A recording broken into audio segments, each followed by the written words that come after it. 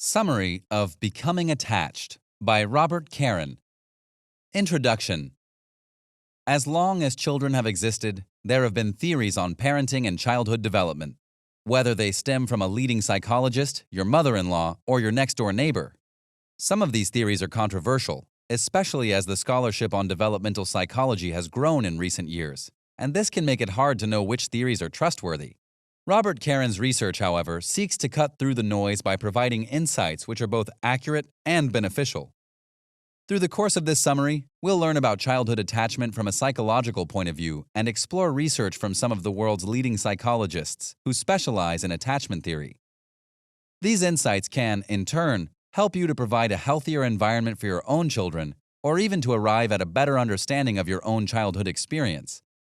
You'll also learn about the pros and cons of daycare and why it's controversial, about different types of parent-child attachment styles and how to classify them, and how separation from parents for just a few days can negatively impact childhood development. Chapter 1. What is attachment? How much do you remember about your early childhood? If you're like me, you might struggle to think back that far. And you might mistake pictures you've seen or stories you've been told for genuine, authentic memories. But no matter how much you truly remember about your early life, one thing is for sure. You definitely remember the person who took care of you. For many people, that person was your mother. And the special connection that is formed between a young child and their primary caregiver is called attachment. Beginning in the first year of a child's life, attachment is a complex process that has evolved for one simple reason. Children can't survive on their own. Attachment develops in a few different phases, however. In the first few weeks of life, babies are too little to have any preference for one caregiver over another. But after a few weeks more, they can distinguish between faces and recognize their mother or another primary caregiver. As they grow older, they soon begin to display signs of distress when that caregiver isn't nearby. This is the beginning of attachment. To further our understanding of attachment, many researchers have studied monkeys. In one experiment, psychologists separated baby monkeys from their mothers immediately after birth and raised them in a cage that had two fake mothers built from wire. The scientists covered one with a soft cloth, while the other had a feeding nipple because they wanted to see which mother the babies would prefer. As anticipated, they spent most of their time cuddling with the cloth mother, only turning to the other when they absolutely needed food. This proved that their needs for love, warmth, and closeness were more important to them even than their need for food, and this is true of children and animals alike. Chapter 2. Mothers are a secure home base. Think back on your childhood. Did you go to your mother every time you were scared or worried? Did you grow up with the feeling that no matter what happened, you always felt better if your mom was around? Many people can relate to that experience because their attachment to their mothers helped them feel as though they had a secure home base to retreat to when the world was scary. And that's important because children rely on that base to help them navigate the world. This is demonstrated as early as a baby's crawling stage, because even when babies venture to crawl around and explore on their own, they still opt to stay near their mothers as they do so. But if their mother leaves, they usually stop exploring and cry until she comes back, because they want to know that they have that secure base to return to. This was proven in another experiment with baby monkeys when researchers moved one baby into a cage with a soft mother made of wire and another to a cage completely on its own. While the monkey who had a mother was initially scared, after a while it felt comfortable enough to leave its mother and explore its surroundings in the cage because it knew it could return to the mother. By contrast, the baby who was alone simply sat in a corner, crying and immobilized by fear. And if we apply this insight to our observation of human children, it becomes readily apparent that this behavior is also demonstrated by toddlers. But what about when children appear to deviate from this behavior model by running as far away from their parents as possible, or intentionally disappearing in a crowded place? We might wonder why a child would choose to wander so far from its base, but the answer is much simpler than we might think. Researchers call this behavior negative attention seeking. And it works because children sometimes want to test boundaries, experimenting to see how far they can wander before their mothers will call them back. It might seem nonsensical or defiant, but in fact, Kids are simply trying to figure out how far they can go or how dangerous a situation would have to be in order for their mothers to protect them. So when they test the limits of their secure base, they're really just trying to understand how much safety and security they really have. Chapter 3. The Problems of Separation. Let's say that your young child, who's maybe 2 or 3 years old, is very sick and in the hospital, but you're not allowed to stay with him or even to visit. To the modern reader, that might sound like some kind of dystopian horror story, but in fact, that was the standard of our not-too-distant past. Just a few decades ago, hospitals made this policy because they were worried about infection. But in so doing, they also caused a significant disruption to the development of many young patients. That's because in the beginning of a child's life, even temporary separations can have a lasting detrimental impact. James Robertson, a psychiatrist and social worker in the 1950s, knew this, and he campaigned aggressively for hospitals to change this policy because he believed he was literally saving patients' lives in so doing. To educate hospitals on his theory, he presented them with live footage of real children who were suffering from separation anxiety after being hospitalized. One film study included footage of a 2-year-old girl whose hospital stay lasted only 8 days, but whose psychological damage was almost permanent. Her parents were only allowed to visit her for 45 minutes every other day, and this was all it took to transform a happy, well-adjusted toddler into a resentful and unresponsive child. For the first few days, she cried continuously and only wanted her parents. But after a while, she started to ignore her parents when they visited, and, unfortunately, she continued to suffer from anxiety, irritability, and a strained relationship with her parents even after she went home. That's because very young children aren't able to understand that their separation is only temporary. At the age of 2, their brains simply aren't developed enough. So when a caregiver leaves them, even for only a few days, they'll interpret it as a permanent loss and grieve accordingly. Having perceived such a deep abandonment at only 2 years old, it's unsurprising that her issues would persist long after the initial separation. And the consequences can be even worse if children are separated from their parents for even longer stretches. Some can stop eating. Some never accept their parents again. Fortunately, however, Robertson was able to get through to the hospital boards, and they took his research on board when formulating their future policies. And it wasn't long before they started allowing parents unlimited visiting time. Chapter 4. The 3 Attachment Styles. If you've ever studied developmental psychology even for a brief period of time, you've probably come across the name Mary Ainsworth, because her research revolutionized the field of child psychology. Ainsworth developed 3 categorizations of attachment to explain the types of bonds between parent and child, and we still use them today. So let's take a look at these 3 categories. The first is secure attachment. This one is the healthiest and most common, and is characterized by an emotionally available mother and a well-adjusted child. Because these mothers are consistently available, meet their child's needs, and provide them with a stable and loving environment, these children are happy and comfortable with their place in the world. The second type is ambivalent attachment. This occurs when mothers behave in unpredictable ways, like alternating between being available and ignoring the child for long periods of time. As a result, the child is frequently confused and insecure. They may struggle significantly with any separation or be prone to prolonged fits of crying that the mother cannot soothe. And last but not least, the final style is avoidant attachment. As you've probably guessed from the name, this is a very unhealthy bond, and it's characterized by an inconsistent relationship between mother and child. In this case, a mother might encourage too much independence or communicate to the child that she doesn't want them to be needy or clingy. As a result, the child might fluctuate between being unresponsive to her mother or becoming angry with her for no reason.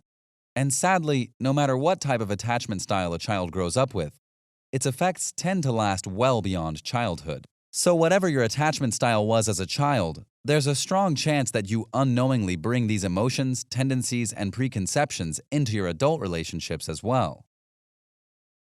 Chapter 5. How to assess an attachment style. But now that you've learned about the 3 attachment styles, how can you determine which one someone has? To answer this question, we'll return to Ainsworth's research. because she developed an experiment called the strange situation to test this. First, she built a playroom in a laboratory to test how children would respond in an unfamiliar environment. She then had them enter with their mothers, their secure base, which allowed them to feel comfortable enough to start exploring the toys. Once the children were engrossed in play, their mothers would sit in a chair a few feet away and a stranger would enter the room. And after a while, the mothers would exit the room, leaving the child alone with the stranger, allowing the experiment to take its course. Usually, the child would become distressed at being left alone with the stranger and would resist the unfamiliar adult's efforts to calm them down. At this time, Ainsworth would then reintroduce the mother and determine the child's attachment style by observing their response when their mother entered the room. She noted that the securely attached children were happy to see their mothers again and calmed down easily in her presence. By contrast, however, the ambivalently attached children seemed more distressed when their mothers returned and actually appeared to be angry. And the avoidantly attached children just completely ignored their mothers when they returned. Their presence had no impact on the child's emotional response to the situation. To this day, the strange situation is used as a method of assessing attachment styles. But it's actually not limited to kids. In fact, it's been adapted for adult therapy to help patients understand how they were attached to their parents in childhood. The Berkeley Adult Attachment Interview is one such adaptation, and it includes questions about the patient's childhood, family dynamic, and their painful childhood memories. This can be especially helpful for people who are expecting a baby because people often pass their own attachment style on to their children through their parenting.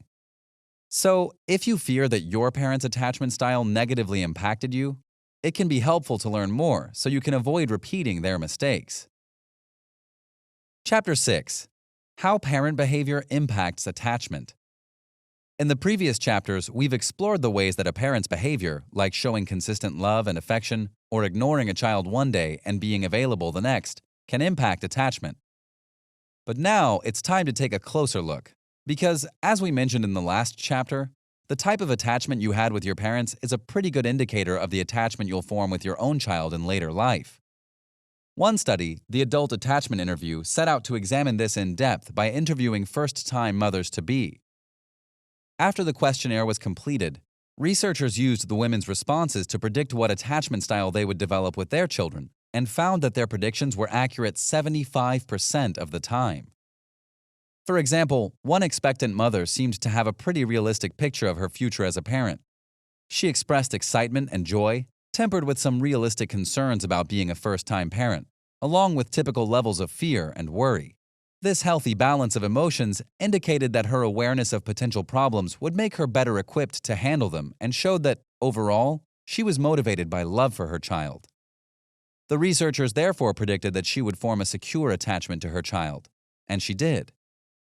But because the researchers recognized that there's always room for improvement in parenting, they were also concerned with helping first-time parents who weren't so well equipped. For example, one team of researchers worked with a large group of children born into low-income families, who were identified as having anger management problems. The researchers therefore decided to provide free counseling sessions for the mothers, so they could explain their children's behavior and clear up potential misunderstandings that lead to anger. And the counseling had a tremendous impact. Although only 28% of children in the study's control group were found to be securely attached, after their mothers attended counseling, 68% of children in the focus group could be classified as securely attached. This just goes to show that even if parents struggle to properly bond with their child, they're not without hope. Anyone can improve their attachment with the proper resources and encouragement. Chapter 7. Daycare isn't necessarily a bad thing. Remember how earlier we mentioned that daycare falls under the category of those potentially controversial child-raising theories? Well, that's a bit of an understatement. In fact, for quite a while, daycare was considered extremely harmful to a child's development in its first year of life. But, interestingly enough, the conversation about daycare only began when women's rights caused a shift in the socially acceptable paradigm. Because there wasn't a strong market for daycare in the days when women stayed at home and cared for their children, opposition to daycare only arose when the women's liberation movement provided opportunities for a mother to have a life beyond the confines of domesticity. This shows us two key things. Firstly, that opposition to daycare wasn't based solely on legitimate concerns for a child's welfare, but rather arose as a means of protesting women's rights. But secondly, what about those studies that did generate negative findings about daycare? Are they inherently unfounded? Well, yes and no. For example, some early studies demonstrated that children who were placed in a daycare showed signs of anxiety and aggression, and that's true. But each of the daycare centers examined in these studies were both overcrowded and underfunded, and their workers lacked sufficient training to adequately care for the children. So what we can ultimately take away from these studies is the fact that, yes, low-quality daycare centers can have a detrimental impact. But if children are placed in daycares with adequate training, funding, and resources, there's no cause for concern, and this is a perfectly viable form of childcare for working parents. Advocates for daycare have also pointed out that, in many cases, the problems children experience in daycare aren't the result of the daycare center itself, but rather the parents' motivations for putting their child there. For example, many children are in daycare because their parents are extremely busy. So much so, in fact, that the child might easily feel as though their parents have no time for them. So if the environment at home is stressful or the child feels neglected, these feelings will follow them to daycare no matter how positive the center's environment is. However, this effect can be mediated if a child is able to form healthy and nurturing relationships with his caregivers at the daycare center. And if a child feels that he has a reliable and loving environment in this area of his life, there's no reason at all to assume that daycare would have a negative impact on a child. Final summary. As we've seen through this summary, a child's first relationship doesn't just impact her childhood, it also shapes the adult she becomes. For this reason, Robert Karen argues that children must form a secure and healthy attachment to their primary caregiver in order to become happy and well-adjusted adults. Karen's theory is supported by the research of Mary Ainsworth, whose classifications of attachment, secure, ambivalent, and avoidant, are still used today, and the experiments of early psychologists who tested their theories of attachment with baby monkeys. Likewise, James Robertson's argument that even brief separations cause lasting damage to childhood development reinforces Karen's beliefs about the importance of secure attachment. We've also learned that the type of attachment we formed to our parents in childhood can impact our own parenting styles for better or for worse. But fortunately, even if we've learned unhealthy patterns, we're not doomed to blindly repeat them. With appropriate counseling and resources, parents can learn to form secure attachments with their children. Did you like this audiobook summary? Click the like button now to support our channel and click subscribe if you want to get notified each time we post a new free audiobook summary on YouTube.